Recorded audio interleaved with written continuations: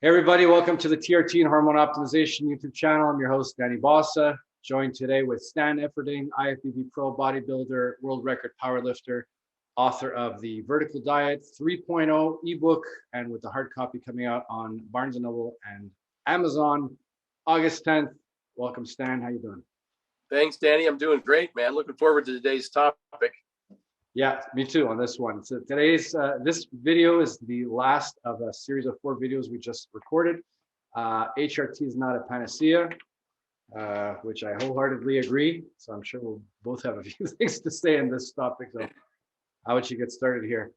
For sure. Yeah, it's unfortunate. I think a lot of people, they have some of these problems they think are attributable to low T, and they may very well be. And they get in and get therapy, and then it doesn't fix everything for them. And I think people overestimate HRT therapy. They think it's a panacea, and don't appreciate that it's a multifactorial process, and that they need to do their part. It certainly can help if they'll help themselves. And I've seen it over and over again. People get disenchanted. They think they're going to, magically become Arnold Schwarzenegger and walk around with a permaboner. And when none of those things happen, they get discouraged. What I find more often than not is they get started on a program. They go in and they get diagnosed with hypogonadism. They probably have some issues with erectile dysfunction, maybe some low libido, all of the maybe some of the emotional depression that goes along with low T, body composition changes, energy level, all the things that are pretty consistent with low testosterone. And in a lot of cases, a lot of those things can be improved significantly with lifestyle changes, improving their sleep, exercising regularly, improving their diets, losing some weight, all of those things, because their own testosterone might be converting into estrogen just because they're over fat, and the aromatase enzyme is being released from those fat storage. So a lot of those things could possibly be fixed, but if they go in and get if they try and remedy those things and don't get a result, and they go in and get a blood test and they find out they're hypogonadal, testosterone therapy can be of benefit, but there's some things they need to do. I'm acquainted with a HRT owner who has about 12 facilities in the Southwest here, in California and Arizona and Vegas. And I asked him one time, because I thought it looked like it might be a good business model. I've been an entrepreneur for many, many years and built a number of very successful businesses. And I thought, hey, the hormone replacement therapy might be good business. I've been a testosterone user for many years. And he said, it's not too terribly good. I said, why is that? And he said that the retention rate is very poor. People tend to only be around for about 4 months. So, well, why is that? And he said, well, because they come in, they get their testosterone, they're all excited, they start sleeping better, we give them an exercise program, we give them a nutrition program, they start eating better, and they get all these results in the first 30 days. They feel fantastic. Well, then they stop sleeping better, and they stop eating better, and they stop exercising. And the only thing they're really doing is taking the testosterone at this point. And within another 60 days plus, they get disenchanted and they stop coming in as customers, and they blame it on the testosterone didn't work. And when really they didn't work. And it's unfortunate. Also, testosterone may delay. It may provide you some of the libido benefits that you had lost for a short period of time, because it can set the clock back a little bit on some of the issues that you're having, which might be, the lack of blood flow in particular is one. The prediabetes, the insulin resistance is a huge contributor to erectile dysfunction. We call it, when you have ED, we call it the canary in the coal mine. That it's indicating that there's bigger problems out there. It's the tip of the iceberg, and taking testosterone might delay the inevitable. But those problems are getting worse while you're artificially obtaining some of the benefits from testosterone. Then all of a sudden they even overwhelm the testosterone usage. Your degree of insulin resistance increases, your obesity, your aromatase conversion, all of that gets worse and worse while you're just delaying the inevitable. So that is one of the biggest problems with HRT use, I feel, is that people just don't do their part to reverse the obesity, the insulin resistance, the high blood pressure, all the things that are causing the problem, the lack of activity. And then they get disenchanted. It's even worse when people don't go to a doctor and they're asking their buddy at the gym, and their guy at the gym initially recommends testosterone. And when that stops working, they're like, hey, is there something else? Yeah. And I remember being on an airplane once. I talked about this in a video about testosterone use. And the flight attendant, it was a gentleman in his 50s, was asking me a lot of questions because I'm in my 50s, and he didn't look like me, and he was carrying around a pot belly, and then he leans over and he says, well, I started taking Tren. And I was in shock. I'm like, do you even lift? You're carrying around 20 pounds of pot belly. And he says his buddy at the gym told him it was good for fat loss. Oh, yeah. Of all things. So, and that's not uncommon. This is what I get. People just, they think maybe it's the wrong drug. The doc couldn't get me Tren, so I'm getting Tren because, it's the guy at the gym told me it's more effective. It's for fat loss. And I'm like, look, it's not going to do anything more for you, but give you worse side effects. But people think that it's just because they're not using the right drug, and it's never the case. And so it's sad what happens kind of behind the scenes, because most I can't call it therapy, but most anabolic usage is done outside of the supervision of the doctor. Mm-hmm. The vast majority of it is, even with people in their 40s and 50s, the vast majority is used at the gyms, through the black market. Mm-hmm. So a lot of these people aren't getting blood tests. They're not monitoring their blood pressure. They don't see the potential side effects. And next thing you know, they're getting an anti-estrogen or, something to manage side effects, all on their own. And it's resulted in a lot of health problems for people. And generally I see them after they've been through all of this. They're like, hey, they give me this story of how they got where they got, and they call me up or email me and hire me to help them get out of their mess. And I go right back to lifestyle stuff. And a lot of them are impatient. Well, am I going to lose strength? Am I going to lose size? Am I going to lose weight? Because they kind of identify themselves by their new bulk, most of which isn't muscle. A lot of it's water, a lot of it's fat, and that bench press isn't doing anything for their heart or their kidneys with their high blood pressure or anything else. So that's kind of my foray into, it's not a panacea. What's been your experience? Well, sometimes it's just like blatantly obvious stuff. Like, because I get a lot of guys contact me. I do consults as well, just to help out guys that maybe they're not getting enough direction from the doctor. The doctor's like, I tried everything, I know what to do. I sit down with them and I help them kind of see what they've done and give them a little bit, some suggestions and recommendations. They can go back to the doctor, say, you can try this and try this. But I'll talk to guys sometimes and they're like, I need help with my protocol and this is what I'm taking and here are my labs. And I train 5 days a week and I eat well. I'm like, okay, great. And we're looking and working. And then they start talking a little bit more and like, I got to mention, I also smoke a pack a day. And you're like, okay. And I got to mention, I go out 3 or 4 times a week with my buddies and we drink ourselves to like, we're basically falling off our chairs. Help me with my protocol. I'm like, well, what the fuck do you want me to do with your protocol? You're smoking a pack a day and you're getting drunk 4 days a week. Like sometimes it's just, you're looking at them like, what do you think this injection is going to do that you can do this? And now I can smoke 2 packs of cigarettes and I'm going to live forever and I can drink vodka all day long and I'll be fine. Like, no, sometimes it's blatantly obvious stuff. Just cut out the bullshit first. Start with that. And the previous video, we were talking about the guys that are really, really overweight and they get on TRT and it's kind of like, it's a bit of a weird issue because they likely have low T because of bad lifestyle and because they're overweight and whatever else. But then having the low T, now they don't have the drive to get off their butts and go get stuff done. So then you say, okay, well, if they would, their hormone profile would have improved, and then potentially wouldn't even need the TRT. But then you have the guys that say, well, let's actually give them the TRT. So now they have the drive, they have the tools, and now they can get off their butts and really get going and improve their health. And you think that things are going to get better, and they just rely on that shot. And then they come back and say, like, I still have ED. And I said, well, yeah, you have ED because you weigh 380 pounds. Yeah, but I'm on test. I shouldn't have ED. You weigh 380 pounds. Like, you can't even if you had a perma boner, you wouldn't be able to see it. Like, Yeah.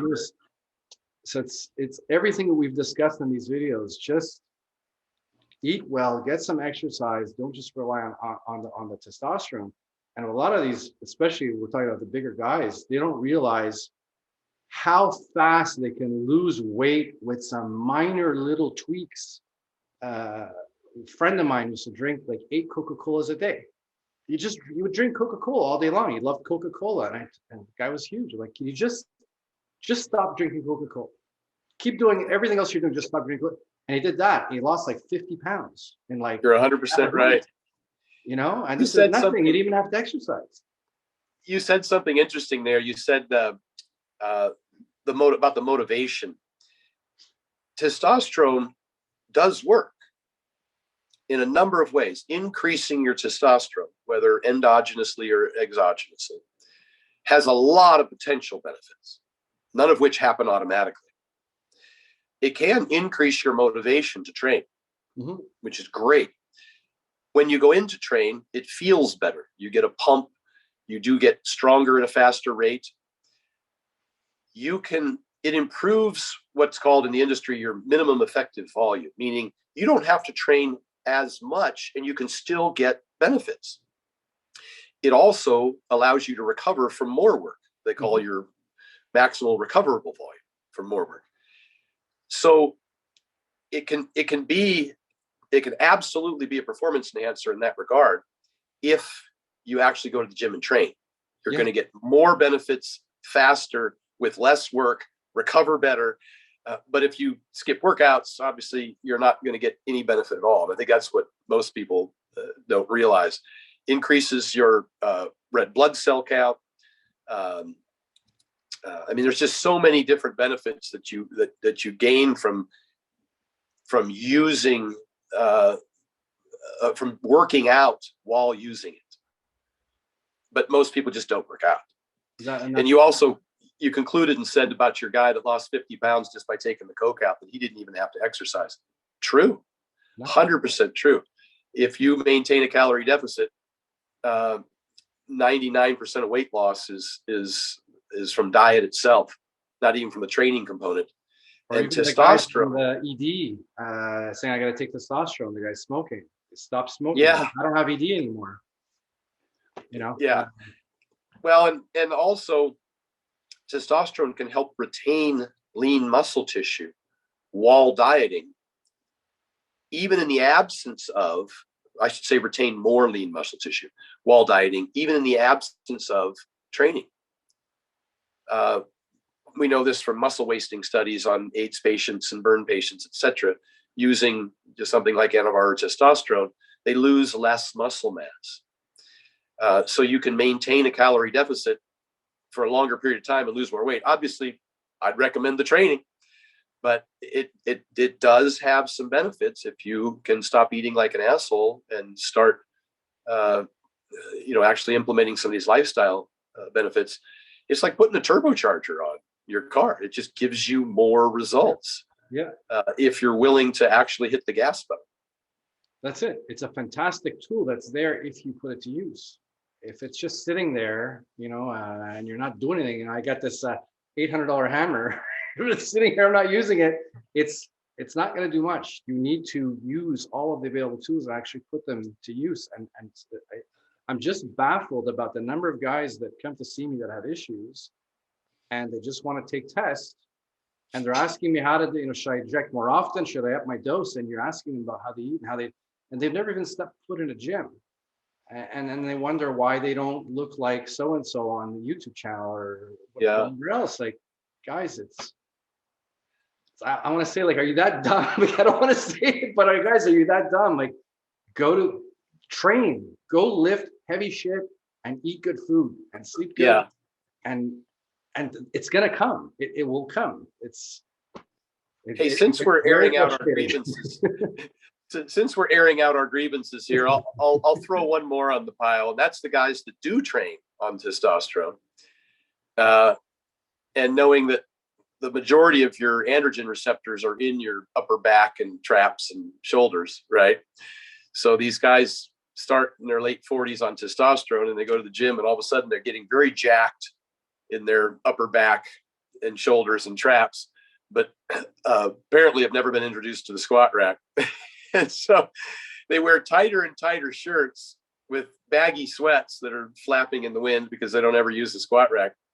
And those tighter and tighter shirts, the bellies get bigger. I don't understand it. I see so many guys go on HRT and they go to the gym and they're working out and they're getting jacked in the upper body, but they're overeating and their belly's growing as fast as their shoulders and back and traps. And so please, it's not a license to overeat. You will get fat on testosterone if you're eating like an asshole, particularly just too much of a calorie surplus. It's not necessary to be. Your body can't put on muscle any faster because you eat 2,000 more calories a day than you need to. Stay in a 300 calorie surplus and go on mini cuts every now and then where you diet down and lose some of that muscle or some of that fat in the stomach, because men tend to, more than women, tend to accumulate more visceral fat around the organs.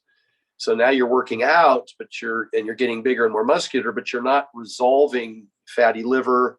You may, be tolerating some slight elevation in blood pressure that you shouldn't tolerate. So I would just caution that it's not an excuse to overeat and to have a big belly just because your arms and shoulders are getting bigger. I think a lot of them wear these tight t-shirts kind of like a corset to like try to squeeze that stomach. It's not working. And it doesn't work. And it just looks bad. No. It is what it is. But I try my best, and you're going to be the same. You get people and they're desperate for help, and they just, some of the basic stuff they haven't grasped, just some of the little basic things that need to be done prior to coming to a guy like you asking for other advice. They haven't even done that yet. They haven't even said, I'm going to train, I'm going to eat a certain way, it's frustrating. I think we got to that point of like instant gratification. They go on Instagram like, man, this guy looks good, I want to look like him. Well, what does he take? It's always, what does he take? Not how 100%. Often does he train? What does he eat? What does he take? Yeah. I want to take 5,000 IU vitamin D. Okay, I'm going to pop those. I want to look like him. No. I'm going to throw some quick tips out because I love to bitch and complain, but at the same time, I like to give solutions. I'm a busy guy. From the intro that you talked about, I've been all over the world. I run numerous businesses. I travel a lot, do seminars. I've got 2 kids. And so I don't have a lot of time. And I know most of the people I work with, busy professionals with children, don't have a lot of time. You don't need a lot of time. You need to do a few key things. You need to set aside your 7+ hours of sleep. That's non-negotiable. But as far as training goes and eating goes, you have to, I think, get involved in using meal prep. That's what all the successful bodybuilding, figure, bikini and physique people do. They meal prep, whether they prep or they buy out prep. If you're a successful individual, I own a meal prep company, so I'm not, but I don't care what meal prep you use. But the verticaldiet.com provides meals nationwide. I've been traveling around with mine for years. But I'll take prep meals everywhere I go. I'll throw, 6, if I go for a weekend, I'll throw 6 meals I'll wrap them in a towel and put them in my checked luggage or my carry-on bag. I'll heat up a meal or 2, depending on how long my flight is, and I'll put it in a thermos, an insulated thermos. So it'll stay hot for 8-10 hours. And so I'm sitting on a plane and I can have my food, with my macros. It feels good on me when I need it. And so I'm not foraging for food at an airport or room service or at a fast food place. So the most important thing is compliance. I said compliance is the science.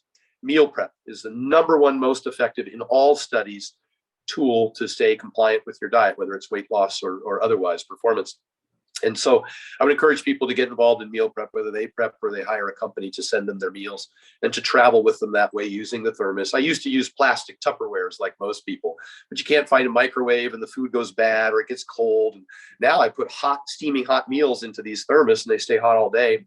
Hell, I went to Moscow. It was a 20-hour day with the layovers and customs and everything else. I had 5 thermos when I left in my carry-on bag onto the airplane, and every 3 or 4 hours on my schedule I still eat a decent amount of food. I'm 240 with a high work level and a fast metabolism, so I eat about every 4 hours a day throughout the day.